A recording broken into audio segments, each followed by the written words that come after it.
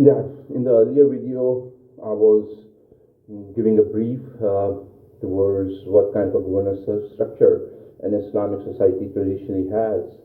And being a citizen of Islamic Republic of Pakistan, I'm privy to that governance structure. Our constitution follows Quran and teachings of Prophet Muhammad, peace be upon him.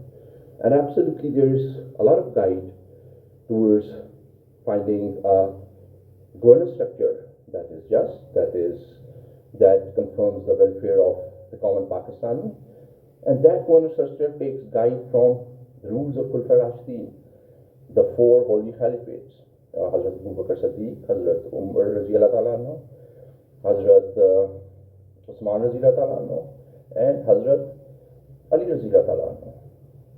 And then it also takes guide from the caliphate, the caliphate which was still in practice till 18th century. But then, of course, this I'm not a religious expert.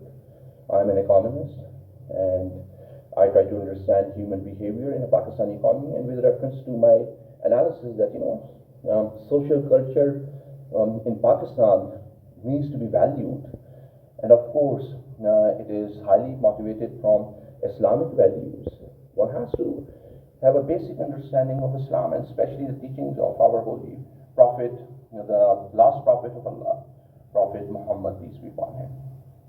For example, I'll just give you an example.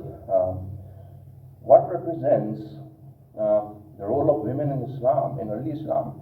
If you look at the history, Islamic history, that represents the teachings of Prophet Muhammad, peace be upon him, most of the times Islam and teachings of Prophet Muhammad, peace be upon him, gives rights to women, rights to publicly interact. For example, Hazrat Khadija, the first wife of Prophet Muhammad, peace be upon him, she was an independent woman.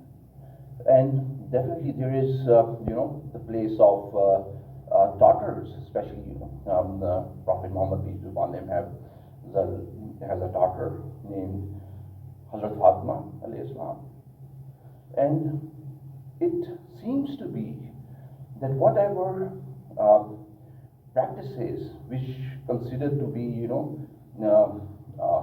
not following a certain logic, done by Quraysh, who were idol worshippers, were abolished by Prophet Muhammad, peace be upon him, was also about giving greater rights to the youth and especially to young girls.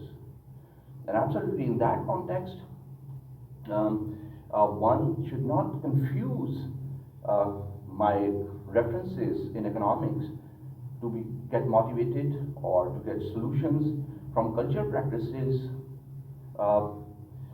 taken as complete support to the traditional practices. For example, I know that girls are being married at a very young age. Sometimes it is prevalent in southern Punjab or southern Sindh. Of course, Sharia experts need to sit together with maybe religious clergy of high status, and then at least the age of marriage for girls should be at least 18 years. I mean, I'm very confident about it to suggest that. And in the same respect, Al-Islam gave too much emphasis to education, and it gave too much emphasis to informal ways of education, and that is something which we can understand and learn from, especially when Pakistan has significant poverty levels.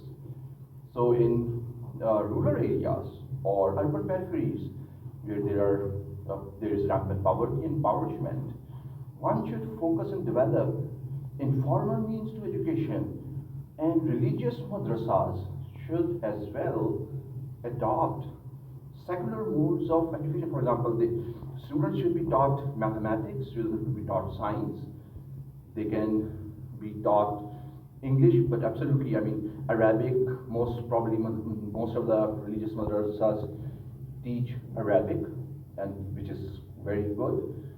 Arabic is an international language, and they are taught Urdu. And with these languages, they try to understand how Islam should be perceived in 21st century.